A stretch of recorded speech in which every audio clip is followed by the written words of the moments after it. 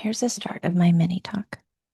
So I wanted to share a little bit more about the the horse sanctuary that I went to. It's called Tula Vida. It's in Costa Rica. And the story of how it started was really interesting. Sally and Eric are the co-founders, and Sally was a lawyer in London, where Nikki is right now, and went to this retreat for women's empowerment. And she met this horse called Beauty, the same horse that kind of called me there. So she was telling me the story. And then when she went, she couldn't stop thinking about Beauty.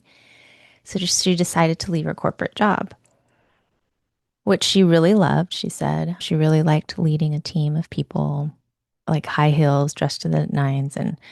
But something about the relationship with Beauty was really beautiful. So she gradually would go visit and slowly closed her practice. And when she went over to Costa Rica at a different place, just things started to unfold. She had no idea what she was doing. She just upended and left and put everything in storage and went there.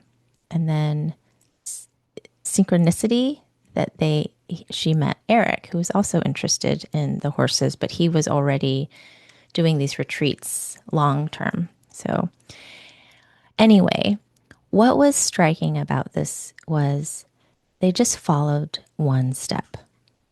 They didn't know what the outcome was going to be, right? They didn't know that they were going to date. They didn't know they were going to meet each other. They didn't know that they were going to be opening up a horse sanctuary. And when they did decide to open up the horse sanctuary, they thought they were just going to house 3 horses, right? They housed 17 horses. And the way that they found this land was also similar. They saw this land that they're on now, but they couldn't afford it. So they looked at 100 other properties and wound up coming back to this place and not able to afford it. But this is the place that it called to them. So they got it. So little by little, they just followed the breadcrumbs. And one breadcrumb led to another.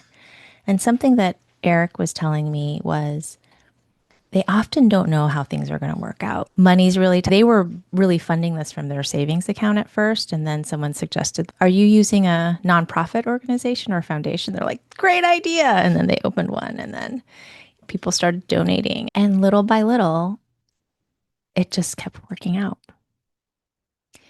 And Eric says, often they don't know how they're going to make ends meet, but at the end of the month, something comes in. What really struck me about where they're at in Costa Rica is they are so committed to the community. So they do volunteer projects at the school that's local to their town. And because they're doing this kind of reciprocity, right? They're really wanting to live there and be part of the community. They're learning Spanish. The community members are coming and asking for things too. So recently, someone in the town was like, there's this nature reserve that they really want to stay protected. But in order for the funding to continue, they need to prove to the government that there's visitors. And so Eric's like, okay, let's figure it out. So they start brainstorming together. He didn't say, I'll take care of it. He just said, let's figure it out. Great. I see a problem. What are we going to do? So they came up with the idea of getting a notebook. Everyone just writes their name, it's like in pen, like really writing it in pen. And then they go to this convenience store and they purchase the ticket and the book lives there. I was number 102 and my two since April. So they have all these names. So it's going really well. Why am I sharing this? I'm sharing this because they didn't know this is what they were going to do. They just followed the next step. And they certainly didn't think they could afford it, right? Which is not, sidebar, not I'm saying don't invest in something. Like don't go out and do something impulsively, okay? But what I'm saying is if you're in a spot that you feel like this is not going to work out, what the fuck am I doing? I just want to say keep going. It's still unfolding. Keep listening to yourself and figuring out what's next, okay? Keep the faith. The other part of this story is one of the reasons why I brought my kids is I was really hopeful they would like the horse sanctuary. They hated it. They love the volcanic hot springs because they could take pictures and they're like, take a picture of me.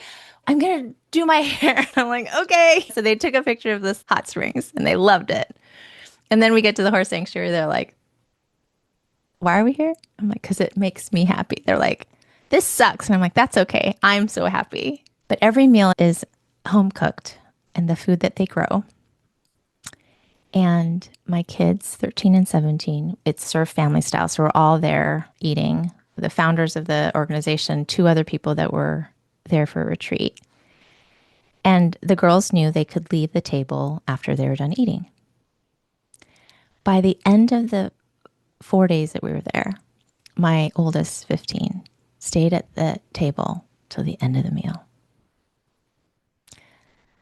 Not happy, like her face was like not happy, but she chose to stay. And at every meal, we just talked about how they did this, right? So one of the reasons why I wanted to bring my kids was I wanted them to see other options. Not the mainstream option of go to college, get a job, work till retirement, right? I wanted them to see what it would be like to follow their impulses, right? What comes forward and brings them joy.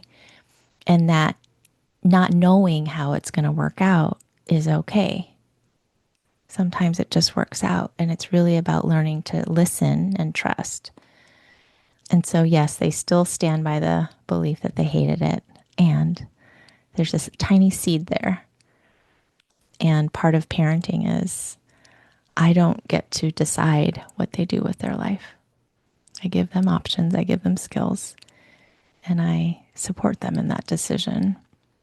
I don't bail them out, but I do cheerlead with them. So it was a really lovely time. I thought I was going for beauty, but instead I met Minna, and I'll share more of that on another day. It's the end of my mini talk.